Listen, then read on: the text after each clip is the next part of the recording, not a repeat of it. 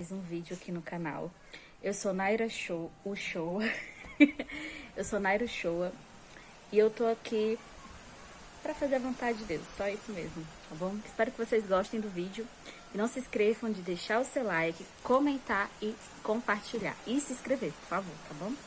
Isso ajuda o canal e tomara que esse conteúdo seja relevante pra você, tá bom?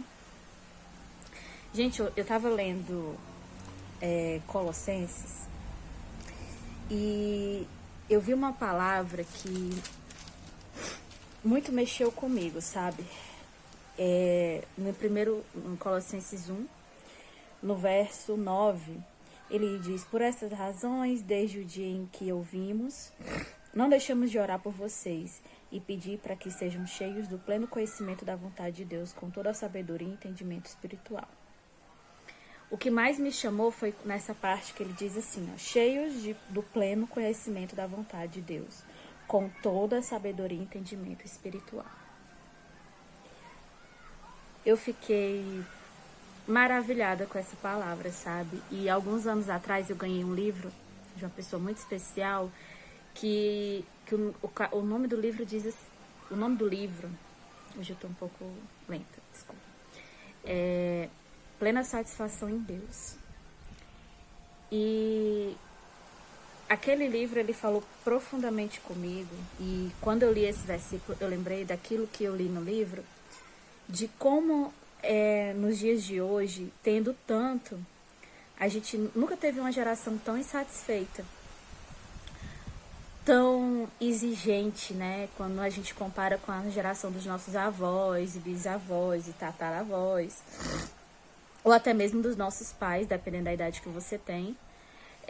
Nunca se viu uma geração tão insatisfeita, tendo tanto, comparado a outras gerações. Nós temos uma facilidade de conhecimento absurda. A internet, muita gente antiga, porque só ensino que é errado, talvez porque não tenha um conhecimento de como usar essa ferramenta de uma forma mais produtiva. Mas se você analisar, nunca teve tanta abundância em comida. Eu lembro que a minha mãe dizia que muitas vezes eles não chegaram a passar necessidade, de passar fome, mas não tinha abundância. Ou seja, se alguém comesse fora do horário, provavelmente alguém ia ficar sem no outro horário da refeição. Então tudo era muito contado. E isso aconteceu também comigo quando a gente era criança, quando minha mãe se separou do meu pai. As coisas eram muito contadinhas. 4 filhos, uma mãe solteira, né? Uma mãe que não tinha uma formação acadêmica que valorizasse o seu trabalho. Então ela trabalhava fazendo faxina, essas coisas. Chegou a trabalhar até em construção civil. Mas ela dava o jeito dela de conseguir as coisas e sustentar a gente, né? 4 filhos. E eu olho pra minha vida hoje, depois de casada, e, meu Deus, como a gente tem a aprender com o Espírito Santo, né? Quanto a gente tem a aprender em dar graças.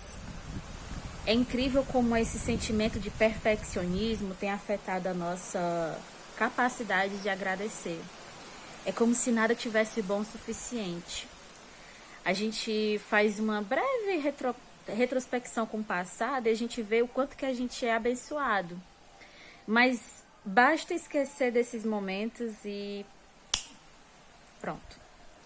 A insatisfação bate de novo e um sentimento de que parece que a gente nunca está fazendo o suficiente. Parece que sempre tem algo para fazer, parece que nunca está bom.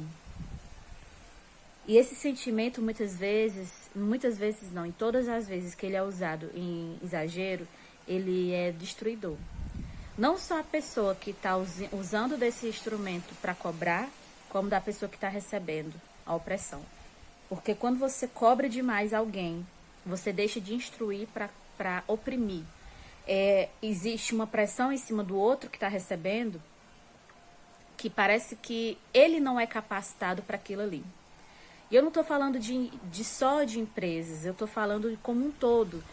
mães, pais que não eram alunos de nota 10, não tiravam 10 em álgebra, não tiravam 10 em química, física, cobram exatamente isso dos seus filhos.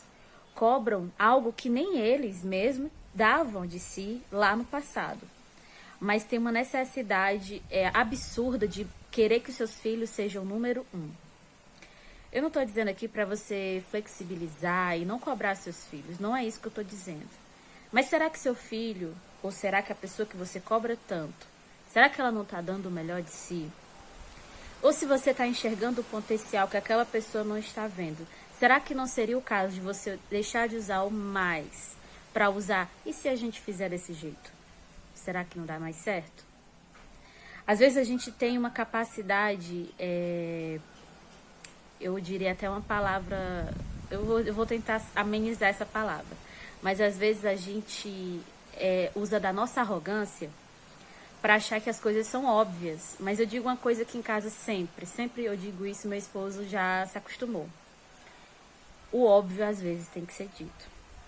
O óbvio, muitas vezes, salva uma situação de algo muito mais sério. Não é porque você pensou aquilo que a outra pessoa recebeu assim por telepatia, sabe? Não é assim. Talvez o que esteja faltando é essa palavra que está na sua cabeça. Vamos tentar desse jeito? Vamos tentar desse jeito aqui? E nessa sociedade onde parece que tem muito e ao mesmo tempo não tem nada, porque as relações estão cada vez mais vazias, as pessoas estão achando mais clean, mais cool, não visualizar a mensagem no WhatsApp, não responder no momento que vê. Eu sei que tem vezes, eu faço muito isso, de ver uma mensagem, mas no mesmo momento aparece algo para me fazer. Eu trabalho home office, então se eu tô vendo uma mensagem no meu celular e o celular da empresa toca, automaticamente a prioridade é o celular da empresa. E às vezes você esquece de responder o seu celular. Mas muitas vezes a gente age como se fosse algo inapropriado responder assim que vê a mensagem. E dá uma sensação de que você é superior ao outro. Mas na verdade não tem nada a ver. Eu sinto muito pela essa geração que acha que a gente tem que mostrar o quanto que a gente é melhor do que o outro. Eu sinto muito mesmo. Eu não compactuo desse tipo de pensamento. Eu não acho que as pessoas devem ser cheias de si. Que as redes sociais é um catálogo de viagens e uma vida feliz que na verdade não é. De uma vida perfeita que na verdade não é. Também não estou dizendo que a gente é obrigada a mostrar os bastidores da nossa vida nas redes sociais, de forma alguma. Mas está na hora da gente olhar para a palavra de Deus e descobrir qual é o nosso propósito em Deus. Descobrir que nós não fomos feitos para serem vazios ou cheios das coisas carnais. Como o próprio Colossenses, no capítulo 2, ele vai falar. No versículo 13 do capítulo 1, ele diz: pois ele nos resgatou do domínio das trevas e nos transportou para o reino do seu Filho amado, em quem temos a redenção, o saber, o perdão dos pecados. Infelizmente, ainda tem gente que em pleno século XXI acha que ser crente é sinônimo de ser ignorante. Eu sinto muito por você, mas eu nunca vi um livro até hoje. Eu leio muito livro, leio bastante. Eu nunca vi até hoje um livro falar tanto a respeito de sabedoria, entendimento, conhecimento como a Bíblia. Tem um livro destinado só a isso, que é o livro de Provérbios. Mas você vai ver isso, esse mesmo assunto, de Gênesis a Apocalipse. Deus falando a respeito de entendimento, Deus falando a respeito de sabedoria, Deus falando a respeito de buscar tudo isso, como se fosse a única coisa que valesse a pena a gente fazer nessa terra. Buscar a sabedoria, buscar o entendimento, buscar ser cheio do Espírito. Se você fizer essas 3 coisas, parece que você está fazendo tudo. Tudo que Jesus já mandou. Quando eu tenho conhecimento, eu tenho uma... A palavra de Deus diz que o povo peca por falta de conhecimento. Então você imagina que se você tem conhecimento, você meio que está caminhando para a santidade. Se você não apenas ter o conhecimento, mas pôr em prática, que é o mais difícil. Porque às vezes a gente lida com as nossas próprias vontades. Mas à medida que você lê a palavra, à medida que você põe em prática, à medida que você se torna cheio da plena, como ele diz aqui, ó, pleno conhecimento da vontade de Deus, com toda a sabedoria e entendimento espiritual, a gente começa a viver de forma digna diante de Deus. A gente vive numa geração onde as pessoas têm abrido mão da sua capacidade de resolver. A gente está vivendo uma geração que tem abrido mão das suas responsabilidades.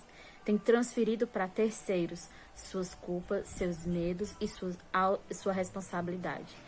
São pessoas que ainda não entenderam a mensagem da cruz, ainda não entenderam que a culpa dela não está diante do Senhor como deveria estar. Não é do parceiro dela, não é do namorado, não é da esposa, não é do pastor, não é do líder, é dela. O seu líder não pode chegar na sua casa e ler a Bíblia por você. Seu líder não pode chegar na sua casa e comer por você, tomar banho por você. São responsabilidades suas. São coisas que você tem que tomar posse, querendo ou não. A palavra de Deus não é para ser lida quando você se sente espiritual. Você só vai se tornar alguém que vive pelo espiritual porque você lê a palavra de Deus. Não é porque você está com vontade, é porque você leu mesmo sem vontade. E ali você vai encontrar aquilo que você precisa em Deus. Eu costumo dizer uma coisa que eu ouvi de alguém que eu já não lembro mais. E faz muito tempo, mas eu guardei no meu coração. Que diz assim: o inimigo, ele não é criativo, ele é repetitivo. E no momento que você dá a brecha, menina, ele vai usar.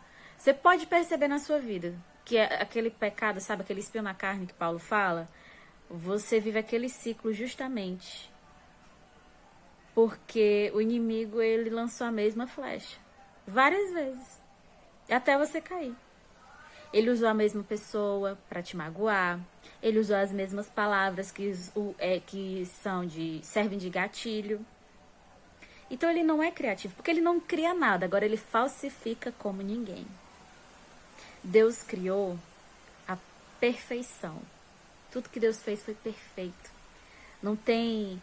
Eu sou uma entusiasmada da palavra de Deus. Eu sou entusiasmada pelas coisas que vêm do alto, sabe? Não sou santa, como eu gostaria que fosse. Mas eu sou santificada pelo sangue de Jesus. Mas eu sou muito entusiasmada pela possibilidade de viver as promessas de Deus. Eu me encanto com isso. E quando eu ouvi isso, que o inimigo, ele não é criativo, ele é repetitivo, eu pude perceber que o inimigo pega coisas genuínas, princípios genuínos, e transforma em maldição na vida de quem dá permissão para isso. Por exemplo, a perfeição que vem da parte de Deus, o inimigo torna em perfeccionismo, como se nada fosse bom o suficiente, como se nada fosse bom bastante. E trava pessoas, bloqueia pessoas a realizar os seus propósitos na Terra. Eu espero que você receba essa palavra com todo carinho, porque ela vem da parte de Deus.